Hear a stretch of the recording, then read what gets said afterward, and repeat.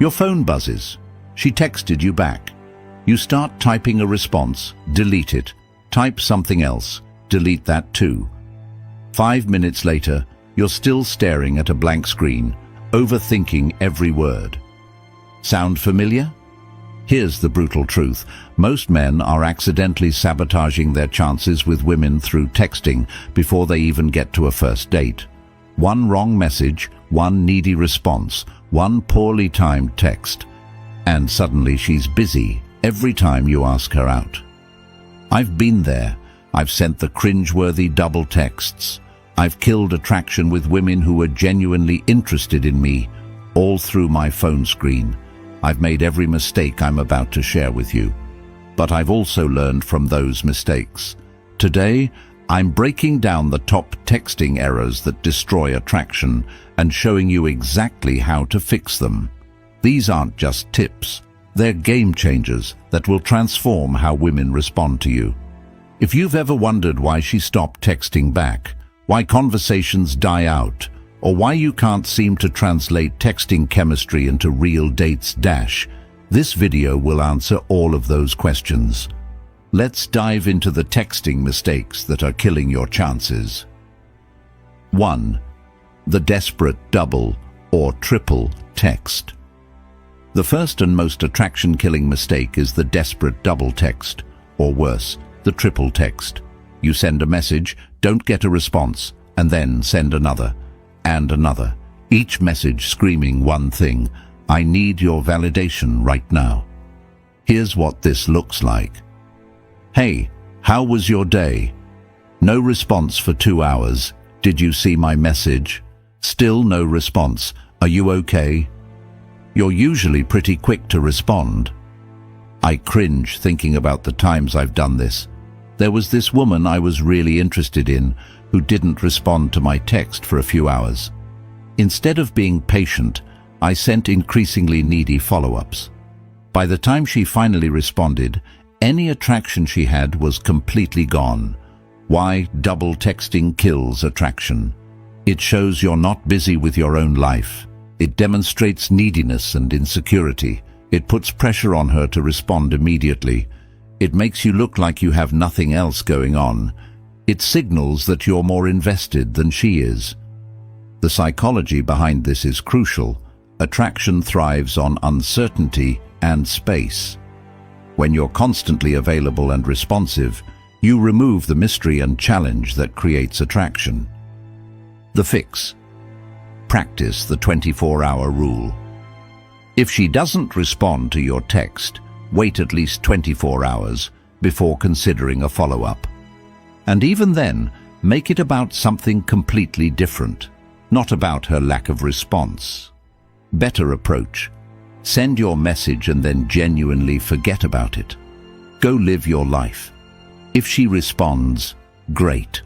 If not, that tells you something important about her interest level. Remember, high-value people don't chase, they attract. 2. The interview interrogation. The second major mistake is turning texting into an interview, firing off question after question without building any real connection or chemistry. These conversations feel like job interviews rather than flirtatious exchanges. This looks like, what do you do for work? Where are you from?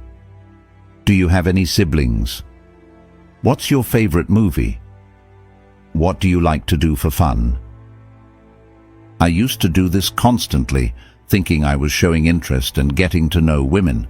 But these conversations always died out because they were boring and felt like interrogations rather than natural flow. Why interview texting kills attraction? It's predictable and boring. It puts her in a position of constantly answering rather than engaging. It shows no creativity or personality on your part. It creates no emotional connection or chemistry. It feels like work rather than fun. The fix. Instead of asking direct questions, make statements and observations that invite response. Share something about yourself and then relate it to her world. Instead of, what do you do for work? Try, I just had the most ridiculous meeting at work today. Please tell me your job has more excitement than mine does. Instead of, what's your favorite type of music? Try, I'm convinced that anyone who doesn't dance when Mr. Brightside comes on has no soul. Change my mind.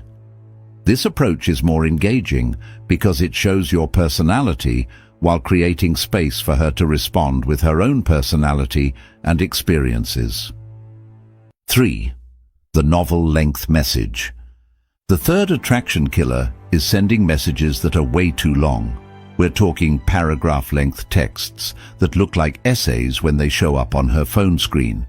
These messages often happen when guys are really excited about a topic or trying to explain something complex.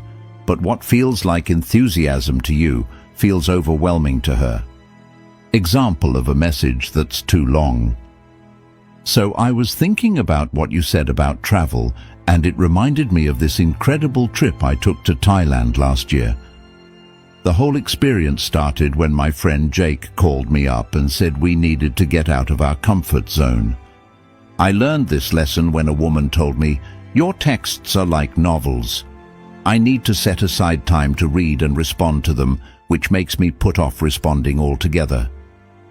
Why long texts kill attraction? They require too much mental energy to process.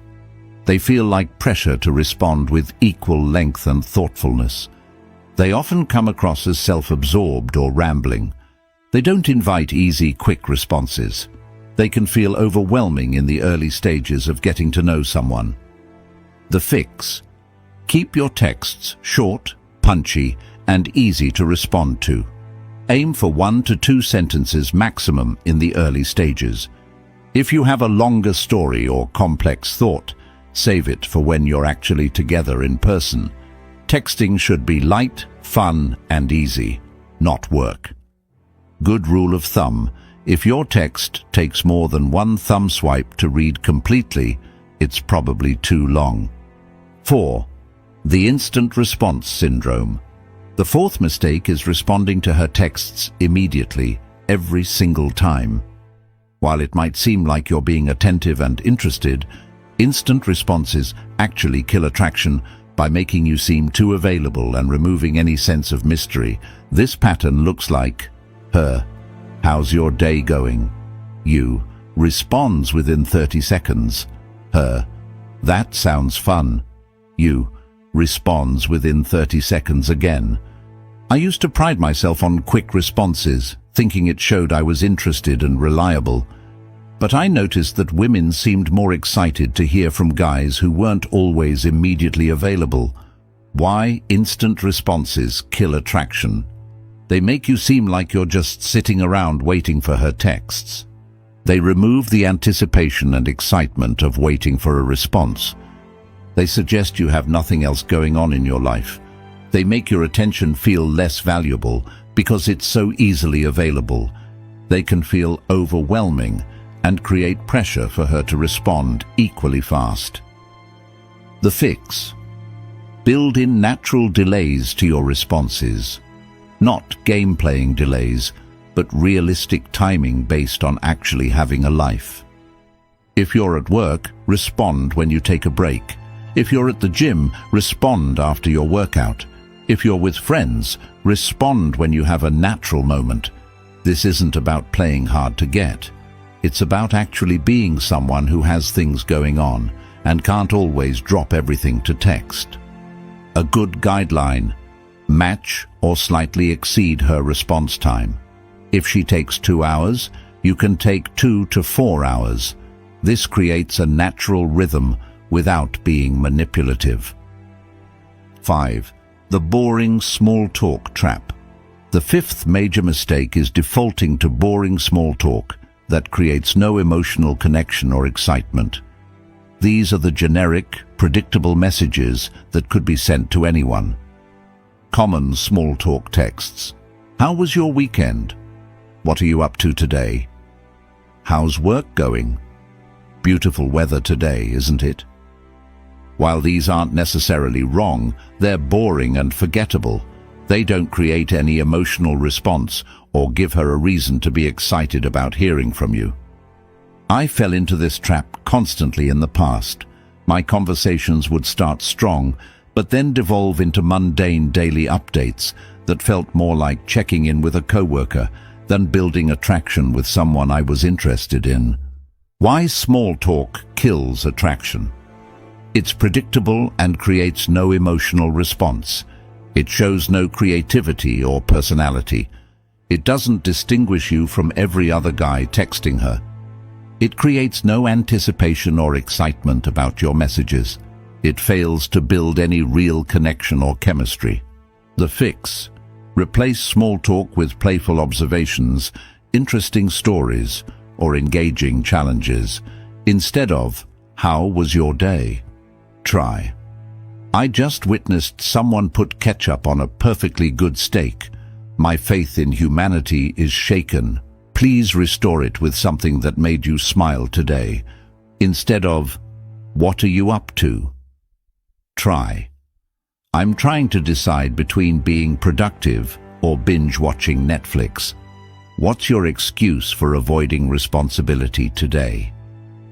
The goal is to create messages that make her smile, think, or feel something, not just exchange information. If this video helped you recognize some of your own texting mistakes, hit that subscribe button and drop a comment about which mistake you're most guilty of.